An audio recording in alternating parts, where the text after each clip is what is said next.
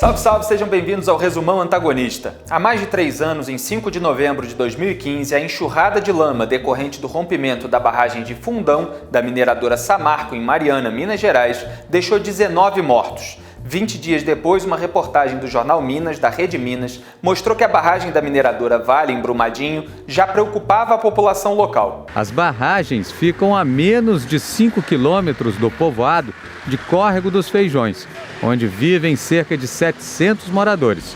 Há quase 30 anos vivendo no povoado, seu Wilson, um aposentado que trocou Goiás pelas montanhas de Minas, resolve falar. A gente fica com mais medo da Vale, porque a da Vale é uma represa muito grande, é muito rejeito que tem nessa barragem. Ela é de uma espessão muito grande.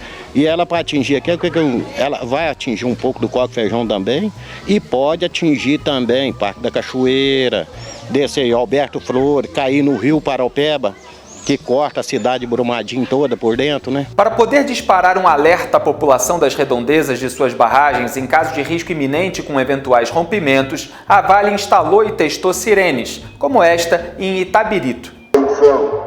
Dentro de instantes, a sirene será acionada para teste do sistema de alarme. Este é somente um teste.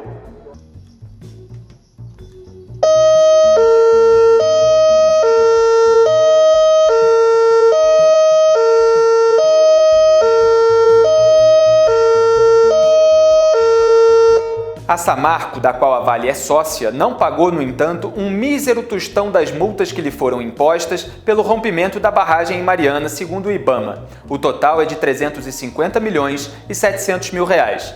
No fim de 2017, o deputado federal Leonardo Quintão, do MDB, ainda retirou da medida provisória que criou a Agência Nacional de Mineração 2 dispositivos que aumentariam a fiscalização de barragens de rejeitos, como a de Brumadinho. Detalhe, quando se reelegeu em 2014, Quintão recebeu R$ 1.800.000 de mineradoras, 42% do total arrecadado por sua campanha. Em abril de 2018, o presidente da Vale, Fábio Schvartzman, exaltou as condições das barragens da empresa após declarar ao jornal Valor Econômico que, ao assumir o cargo em 2017, pediu uma revisão delas. Logo que comecei na presidência, pensei como era o estado das barragens. Se houvesse outro acidente como o de Mariana, minha gestão seria curta. Não sei se esse trabalho foi feito depois de Mariana ou se já era assim, mas hoje as barragens são impecáveis. 3 meses depois, em julho de 2018, a Comissão de Minas e Energia da Assembleia Legislativa de Minas Gerais rejeitou um projeto de lei com regras mais rígidas de licenciamento e fiscalização de barragens. Na audiência, João Vitor Xavier, deputado estadual do PSDB, fez um alerta, dizendo não ter dúvidas de que haveria rupturas em barragens no estado e que os deputados que votavam contra o projeto seriam corresponsáveis por elas. Não poderia, como presidente da Comissão de Minas e Energia, dormir de maneira tranquila, sabendo o que hoje acontece no estado de Minas Gerais, onde afirma a Vossa Excelência aqui e ficará gravado para a posteridade. Eu não estou dizendo que poderemos ter novas rupturas de barragem em Minas Gerais. Por tudo que vi, acompanhei e estudei, eu não tenho dúvidas que teremos rupturas de novas barragens no estado de Minas Gerais. Não tenho dúvidas, porque o modelo que utilizamos é obsoleto, é ultrapassado. Agora, cabe a nós aqui definirmos o que aconteceu para trás. Infelizmente não temos o poder de mudar, mas nós temos pelo menos, a partir de um novo marco regulatório, em que as empresas busquem modelos mais modernos, tecnologias de ponta, evitar que novas barragens sejam construídas e se tornem bomba-relógio na cabeça da nossa sociedade. Em caso de rompimentos ou outras situações de barragem de rejeito, no futuro, que causem danos ou perdas à vida, essa proposta será apresentada hoje.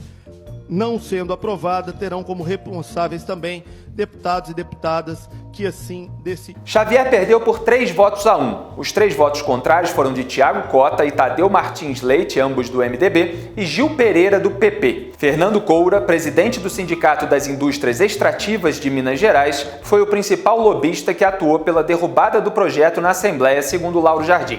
Ele é amigão do ex-governador petista Fernando Pimentel, para quem deu um contratinho de consultoria de R$ 500 mil em 2013, retribuído com a tentativa de Pimentel de torná-lo ministro de Minas e Energia.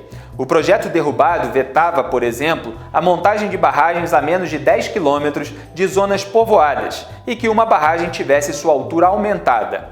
Na sexta-feira passada, 25 de janeiro de 2019, a tragédia anunciada aconteceu. Uma barragem de rejeitos da mina Córrego do Feijão da Vale, em Brumadinho, foi rompida e a enxurrada de lama avançou até 98 quilômetros, devastando a área administrativa da empresa, casas e propriedades da região e soterrando pessoas e animais. A TV Record em Minas fez uma das primeiras e mais fortes imagens de resgate de vítima, no caso uma mulher coberta pela lama. E olha a situação, a gravidade da situação. O Corpo de Bombeiros havia informado que havia vítimas. Olha só isso, é uma mulher, gente, pelo amor de Deus, é uma mulher sendo retirada do meio da lama.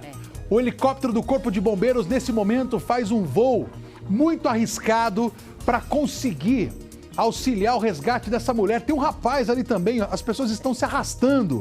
O presidente da Vale, Fábio Schvartsman, que julgava impecáveis as barragens da empresa, fez um pronunciamento.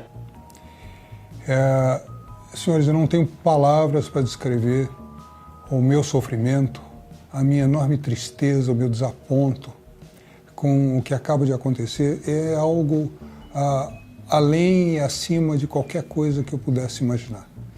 Quero dizer da minha solidariedade, que a Vale inteira vai fazer o que for possível e impossível para ajudar as pessoas que foram atingidas. É algo que me dói a alma. Tudo que eu não queria na minha vida era que algo do gênero acontecesse. Senhores, a gente, na Vale, a Vale é uma empresa muito séria, a gente fez um esforço imenso do ponto de vista de deixar as nossas barragens na melhor condição possível imaginar. Usamos toda a tecnologia, especialmente depois de Mariana. É uma lista infindável de ações que foram tomadas do ponto de vista de garantir a estabilidade e a segurança dessas barragens. Infelizmente, o rompimento aconteceu, isso é indesculpável, mas mesmo assim eu peço desculpas a todos os atingidos, a toda a sociedade brasileira, e quero dizer que nós não mediremos esforços para enfrentar essa questão da forma como ela tem que ser enfrentada. Muito obrigado. Dias depois, o presidente da Vale diria que a sirene que ia tocar foi engolfada pela quebra da barragem antes que ela pudesse tocar. É como se o alarme de casa ficasse do lado da porta para ser desligado pelo ladrão antes do arrombamento. Ainda no dia da tragédia, o presidente Jair Bolsonaro fez um pronunciamento informando a criação de um gabinete de crise e no dia seguinte sobrevoou Brumadinho. Ele escreveu no Twitter: "Difícil ficar diante de todo esse cenário e não se emocionar. Faremos o que estiver ao nosso alcance para atender as vítimas, minimizar danos, apurar os fatos, cobrar justiça e prevenir novas tragédias como a de Mariana e Brumadinho para o bem dos brasileiros e do meio ambiente." Embora os bombeiros tenham resgatado cerca de 200 de sobreviventes nos primeiros dias, a primeira semana de buscas resultou num balanço de cerca de 100 de mortos, número que deve aumentar na segunda semana, e 259 desaparecidos, número que tende a diminuir à medida que outros corpos forem encontrados. Militares israelenses enviados pelo primeiro-ministro Benjamin Netanyahu, aliado de Bolsonaro, trouxeram equipamentos e participaram das buscas em Brumadinho. O tenente Pedro Ayara, porta-voz dos bombeiros, refutou as notícias iniciais de que a tecnologia de Israel não seria útil para o resgate. Esses equipamentos eles já têm se revelado úteis para as buscas, né? Eles tiveram 3 tipos principais de equipamentos. Alguns equipamentos eles dizem respeito ao mapeamento, né, dos celulares. Outros equipamentos que são espécies, né, de sonares, então aquele equipamento ele emite uma frequência, né, de som e a partir da resposta do material de diferentes densidades a gente consegue fazer uma espécie, né, de mapa ali, identificando quais áreas é mais provável da gente encontrar corpos, e também um outro tipo de radar que ele consegue identificar a diferença entre a situação de quando um material é um material de concreto ou quando um material de lama. Além disso, a gente também a gente também está utilizando um recurso deles, que são espécies de drones ligados a satélites, e isso auxilia muito no mapeamento, né, dessa área atingida. Dezenas de animais também foram resgatados da lama e alguns em piores condições e locais de difícil acesso, abatidos com disparos de rifle sanitário, feitos inclusive de helicóptero, pela Polícia Rodoviária Federal, com alegada orientação de veterinários. Como o abate gerou protestos de ativistas, o coronel Evandro Geraldo Borges, chefe da Defesa Civil de Minas, declarou também que a decisão só é tomada nos casos em que não há outra opção e o animal está sofrendo. As ações da Vale despencaram e a empresa teve 5 bloqueios de recursos determinados pela Justiça, totalizando 12 bilhões e 600 milhões de reais. A Vale anunciou ainda a doação voluntária de R$100 mil a cada família de vítima do rompimento da barragem, independentemente de indenizações a serem impostas. 5 pessoas foram presas por ligação com a tragédia. Em São Paulo, a Polícia Federal prendeu os engenheiros Makoto Namba e André Yun Yasuda, que assinaram laudos feitos pela empresa alemã de auditoria TÜV-SÜD em 2018, que atestaram a segurança da barragem. Em Minas Gerais, foi preso César Augusto Paulino, também envolvido com esse laudo. Os outros 2 alvos detidos em Minas são gerentes do complexo minerário Paraopeba, do qual faz parte a barragem da Mina do Feijão. Ricardo Oliveira, gerente de Meio Ambiente, Saúde e Segurança, e Rodrigo Arthur Gomes de Melo, gerente executivo operacional. Os 2 são responsáveis pelo licenciamento e funcionamento das estruturas. Que as investigações avancem e todos os culpados sejam punidos. Um outro episódio fúnebre isolado teve repercussão política nesta semana: a morte do irmão mais velho de Lula, Vavá, em decorrência de um câncer.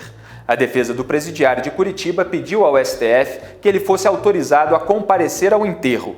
Com base em manifestações contrárias feitas pela Polícia Federal e pelo MPF, a juíza Carolina Lebos, da Vara de Execuções Penais de Curitiba, negou o pedido, gerando uma série de esperneios petistas nas redes sociais. Ela apontou que, segundo o artigo 120 da Lei 7.210, citado pela defesa, os presos poderão obter permissão para sair do estabelecimento mediante escolta quando ocorrer falecimento do irmão, mas que o verbo poder exprime noção de possibilidade, de modo que a decisão é conferida à autoridade competente, que poderá conceder ou não a permissão. Essa autoridade, de acordo com a lei, é o diretor do estabelecimento prisional, no caso o superintendente da Polícia Federal no Paraná, Luciano Flores, que listou os riscos apontados pela Diretoria de Inteligência da PF, como fuga ou resgate, atentados contra Lula ou agentes públicos, comprometimento da ordem pública e protestos. Luciano Flores apontou também problemas logísticos, inclusive com aeronaves, alegando que o deslocamento de helicópteros para o transporte de Lula poderia prejudicar os trabalhos humanitários em Brumadinho e o de uma aeronave de asa fixa não poderia ser feito tão depressa. A juíza Carolina afirmou então que seu juízo não é insensível à natureza do pedido de Lula, mas ponderando-se os interesses envolvidos no quadro apresentado, a par da concreta impossibilidade logística de proceder-se ao deslocamento, impõe-se a preservação da segurança pública e da integridade física do próprio preso. E o que fez Dias Toffoli, atual presidente do STF? Buscou uma solução intermediária entre o pedido de Lula e os argumentos das autoridades.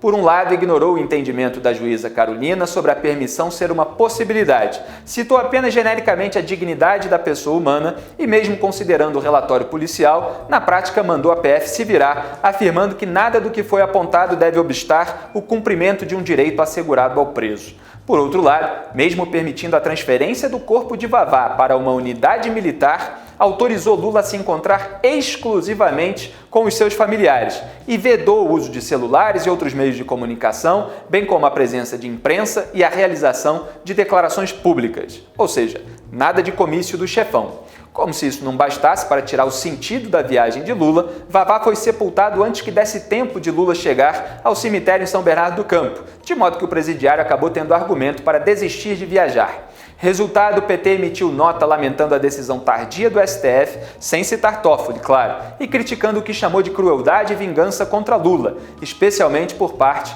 da alegada PF de Sérgio Moro, alvo incontornável de qualquer esperneio petista. E o que fez Toffoli, em vez de rebater argumentos da juíza Carolina, preferiu afetar superioridade com um ataque genérico sem citar nomes. Ele declarou que o juiz não pode acordar de manhã e decidir: vou solucionar tal problema da sociedade. Se um juiz quer ter desejos e ir além de sua função tradicional, que vá ser deputado. Uau! Como ele é superior, hein? Só não supera a própria necessidade de afagar o PT. Nem a decisão dele, nem a dela estavam juridicamente erradas, dada a margem de interpretação da lei e das circunstâncias específicas do caso. Mas na hora da conciliação, Toffoli normalmente acaba indo um pouquinho mais para o lado vermelho. No dia seguinte, a Polícia Federal deflagrou a Operação Quinto Ano, 59ª fase da Lava Jato, cumprindo 15 mandados de busca e apreensão e 3 de prisão temporária. A operação se baseou em delações premiadas, como a de Sérgio Machado, que apontaram pagamento de propina em contratos do Grupo Estre com a Transpetro, subsidiária da Petrobras. Foram mais de 100 milhões de reais a agentes políticos, segundo a PF. Mas o destaque da coletiva foi a explicação de Luciano Flores sobre o caso de Lula e Vavá. Ou seja, imagine num cemitério em que há diversos portões, entradas, inclusive onde um helicóptero não pode nem descer. Imagine como seria transportar, seja de helicóptero ou de viatura, de um aeroporto como de Congonhas, onde vocês viram a confusão que foi o ano passado, não, no momento em que descobriram que estava sendo feita a colheita de declarações, a condução coercitiva, né, naquele outro episódio. Tirar isso, levar até São Bernardo do Campo, em um cemitério. Olha a quantidade de policiais que deveria ser empregado para garantir o perímetro em volta do cemitério para que os manifestantes não chegassem até o local onde estaria o ex-presidente. Então, me parece muito óbvio a dificuldade e a responsabilidade do Estado como um todo para garantir um direito de alguém que está preso, inclusive pela lei de execuções penais, de ir até um velório ou um enterro de seu parente. Mas isso foi muito bem sopesado pelo Poder Judiciário quando disse que pode ser feito, não significa que deve ser feito. Cada caso tem que ser analisado. E assim são deferidos vários pedidos anualmente para que os presos possam ir nos velórios. Agora, eu não conheço nenhum caso desses milhares que já foram deferidos em que foi pego um preso de um estabelecimento penal onde estava recolhido, utilizado uma aeronave e gastos públicos milionários para levá-lo a outro estado, onde houvesse uma militância e uma grande concentração de manifestantes pós e contras. Eu não conheço na história do Brasil que isso tenha acontecido. Nem mesmo com o próprio presidente Lula, quando ele foi preso na ditadura. Eu acho que houve um transporte interestadual dele e tantos manifestantes que pudessem colocar a vida dele e dos agentes públicos que estivessem responsáveis para garantir esse direito em risco. E quando a gente tem o dever de garantir um transporte de um preso, seja ele qual for, nós assumimos a responsabilidade sobre a vida dele e sobre a vida dos agentes públicos que deverão ser empregados para isso. E o meio de transporte, a gente tem que tirar, às vezes, de Brumadinho para poder garantir um direito como esse. E aí nós temos que botar na balança se é possível e se o pedido feito, mesmo que seja envidado todos os esforços humanos e materiais, vai ser alcançado. E quando a gente verifica que não vai ser alcançado, eu não entendi a polêmica. Não entendi qual foi a parte que não entenderam, que simplesmente não era possível e que não dependia da boa vontade de ninguém. Apenas não havia condições logísticas e policiais suficientes para garantir a segurança do próprio conduzido e dos agentes públicos empregados numa grande operação policial que seria para efetivar um pedido como este. Lula na cadeia e Jair Bolsonaro na mesa de operação. Em razão do atentado político que sofreu durante a campanha, o presidente teve de passar por nova cirurgia, realizada com êxito, segundo os médicos, e depois voltou a despachar do hospital. Já seu filho Flávio Bolsonaro, conforme esperado, não teve moleza no STF. Na volta do recesso judiciário, o relator Marco Aurélio Mello liberou o prosseguimento das investigações sobre movimentações bancárias atípicas no Rio de Janeiro. Flávio era deputado estadual à época dos fatos investigados. Em 2018, o STF havia decidido que o foro privilegiado de senadores e deputados federais pressupõe delito no exercício do mandato e a este de alguma forma ligado. Marco Aurélio decidiu que ter sido eleito senador, como é o caso de Flávio, não enseja o chamado elevador processual, ou seja, não faz o caso subir para o Supremo. O Ministério Público do Rio continuará, portanto, investigando Flávio e seu ex-assessor Fabrício Queiroz, além dos outros 26 deputados citados em relatório do COAF. Entre eles, André Siciliano, do PT, que finalmente ganhou um espacinho na imprensa. As contas ligadas à sua assessora Elisângela Barbieri movimentaram 44 milhões e 800 mil reais entre janeiro de 2011 e maio de 2017, por meio de uma agência do Itaú em Paracambi, cidade da Baixada Fluminense, da qual Siciliano já foi prefeito 2 vezes. Elisângela, porém, recebe atualmente 5 mil reais de salário em valores líquidos. De acordo com o Globo, o volume de saques em espécie dela e de seu marido, Carlos Alberto Dollavalle, ex-assessor de Siciliano, também alertou o COAF, R$ 1.400.000 em 185 operações, uma média de R$ 7.600 por saque. Além disso, as 3 contas ligadas a Elisângela receberam R$ 448 mil em depósitos de uma empresa do deputado federal eleito Gelson Azevedo, amigo de Siciliano. De uma empresa de Gelson, Elisângela recebeu R$ 54 mil, seu marido R$ 103 mil e o pai dela R$ 241 mil, sendo que o pai, Benjamin Barbieri, é um aposentado que tem renda declarada de R$ 5 mil. Detalhe desses valores, R$ 275 mil entraram nas contas ligadas à assessora em 2016, quando Siciliano estava em campanha para prefeito de Japeri, antes de ser derrotado pela 3ª vez. Naquele ano, as doações de empresas a candidatos já estavam proibidas por lei, mas Siciliano, claro, disse que não sabe o motivo das transferências, negou que tenham sido uma maneira de financiar sua campanha e declarou ainda que não existe rachadinha em seu gabinete e que seus funcionários darão as devidas explicações. Em campanha de 2012, como mostrei no antagonista, o petista já teve como cabos eleitorais os atuais presidiários Sérgio Cabral, condenado a 198 anos de prisão, Lula, condenado a 12 anos e 1 mês, e Luiz Fernando Pezão. Em 2006, depois de eu ter passado pelo mandato de deputado estadual, onde eu conheci o André Siciliano, eu fui presidente da Assembleia Legislativa há 8 anos. Em 98, o André Siciliano se elegeu, eu me reelegi para o meu 3º mandato. Naquela ocasião, eu havia sido o deputado mais votado do Brasil e fui reeleito presidente da Assembleia, e o André foi eleito meu vice-presidente, e ali eu pude conviver com o André Siciliano 2 anos, até que ele saiu para ser prefeito de Paracambi. Depois eu fui eleito senador, e a gente acompanhando o processo de decadência econômica do estado do Rio de Janeiro. Quando chegou em 2006, nós estabelecemos com o presidente Lula uma parceria importante para mudar a história do estado do Rio de Janeiro. Vai ser um prazer trabalhar com você. É um prazer trabalhar com você. Você vai fazer o Bolsa Família Japeri, aí você vai ver o que vai acontecer. Dinheiro da Dilma, dinheiro nosso e dinheiro da Prefeitura de Japeri. O Pezão, que é o maior tocador de obras do Brasil, foi prefeito de Piraí. Pezão foi presidente da Associação dos Prefeitos do Estado, foi presidente do André. Por isso que o André tem tanto respeito por ele. E o Pezão falou uma coisa aqui muito importante. Vocês têm a faca e o queijo na mão. É dinheiro da Dilma, é dinheiro do Estado e um grande prefeito. Aqui em Japeri, vamos acabar com o faroeste, vamos eleger uma pessoa de bem, vamos eleger o André Siciliano. É 13! É 13! É 13!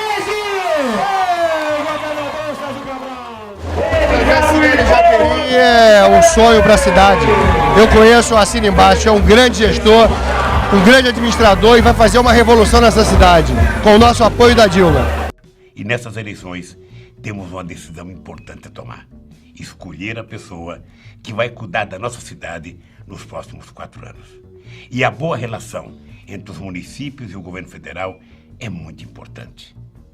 Por isso, no dia 7 de outubro, vote André Siciliano. Vote 13.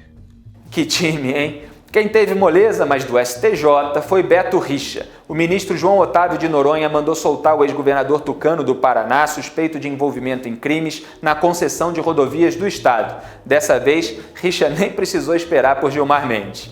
Enquanto isso, o Congresso Nacional viveu os bastidores das eleições para a presidência de suas casas legislativas. Para ser candidato a presidente do Senado, Renan Calheiros, alvo de 14 inquéritos no STF, venceu a disputa interna no MDB contra Simone Tebet por 7 votos a 5. O que diz muito sobre o MDB, claro. Dos 7 de Renan, 3 vieram de ex-ministros de Dilma Rousseff: Eduardo Braga, Marcelo Castro e Fernando Bezerra. Outro de Eduardo Gomes, que Renan trouxe do Partido Solidariedade só para votar nele. Outro de Jader Barbalho, velho parceiro de Renan como alvo de inquéritos da Lava Jato, como aquele que apura se Renan, Jader e Delcídio do Amaral receberam 5 milhões de dólares para manter Nestor Cerveró na diretoria internacional da Petrobras. E outro que apura se Renan, Jader e Aníbal Gomes receberam propina em esquema da estatal. Outro voto em Renan veio de José Maranhão, cacique de 85 anos e parceiro de longa data escalado para presidir a sessão de votação, de modo que já existiria um acordo entre os dois para que Maranhão fizesse avançar a votação secreta que poderia favorecer Renan, bem como a necessidade apenas dos votos da maioria simples dos presentes. E o 7º voto em Renan no MDB foi o do próprio Renan, claro, aquele que afirmou na véspera no Twitter que nunca cogitou e não postulou ser presidente do Senado. Detalhe, o resultado da votação interna saiu logo depois da divulgação dos áudios de conversas de Renan com Joesley Batista e o ex-executivo da JBS, Ricardo Saldi, interceptadas pela PF, nas quais Renan, então presidente do Senado, festejava com eles a eleição de Dilma em 2014 e depois discutiu uma nomeação para o Ministério da Agricultura, pasta de alto interesse para os negócios da gigante das carnes. Renan diz no áudio que está construindo esse cenário com ela, em aparente referência a Dilma. Tem um cenário que eu estou construindo com ela, de levar o Vinícius, que é ministro do Turismo, para ser o secretário executivo. O Vinícius é o ministro do Turismo.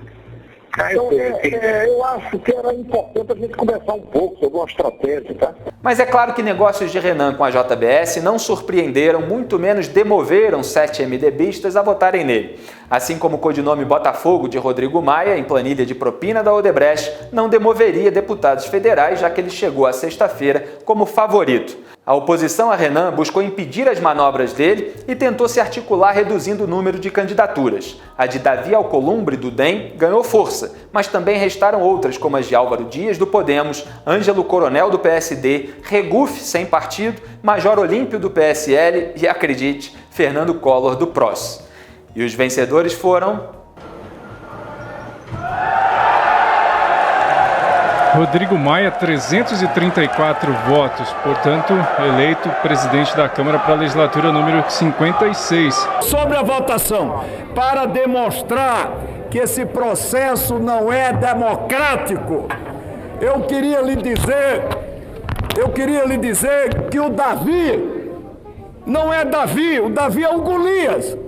Ele é o novo presidente do Senado e eu retiro a minha candidatura, porque eu não vou me submeter a isso. Atenção, senhores senadores. Renan Calheiros, 5 votos. Ângelo Coronel, 8 votos. Regufe, 6 votos. Collor, 3 votos. Espiridião Amin, 13 votos. Davi Alcolumbre, 42 votos.